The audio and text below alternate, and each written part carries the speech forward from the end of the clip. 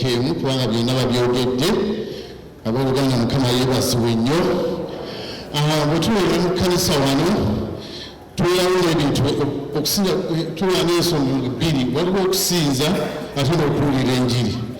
Naye wabaawo ekigambo ky'okusinza ng'ennyimba zikutte wansi ne waggulu naye aba omuntu ng'asigadde ng'atudde oba tozze kusinza kujja kunga maama nneero oyo naye ng'azze otambula yemuko osinze.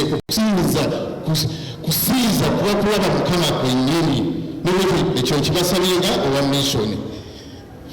Ensonga yange ey'emu yokka ya 31st kuba luŋŋamyanga maama bayogedde ebisinga byogedde.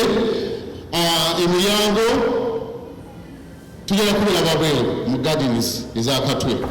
Embaga bamazaali ezabaddemu abantu 500.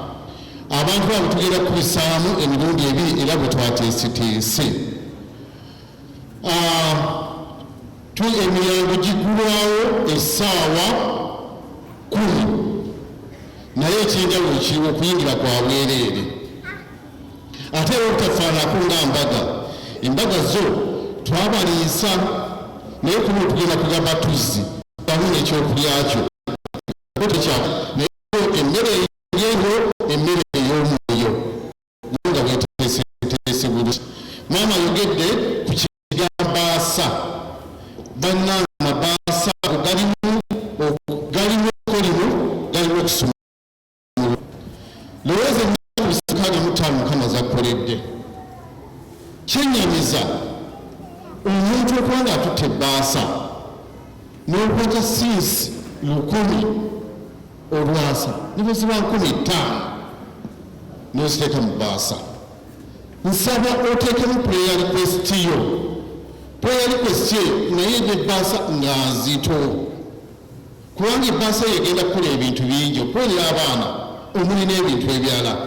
Tulina abaweereza bangi ngera bwe mbawulidde nga bwe muzeera mubalaba naye nga gakwogerako omu yekka sekendi 2 Levandi Venka yagenda okusookawo essaawa 3. Saba nnyo abali wano nkusaba oleme okubulawo ku nnaku ku ssaawa ezo 3. Agenda kubaako obujirwa bwawa naye ng'ate buyita mu njiri. Mbegayidde mubeereewo. Abaweereza tubalina omuweereza omukulu Canon Kisawisalo, Reverend Simon Masiga, Reverend Veronica, Reverend Eric Mpuuga. Abasigadde be bano be mulaba mu maaso gammwe. Nze mbagaliza Christmas ennungi n'omwaka ogujjudde obuwanguzi. Mukama abeere nammwe.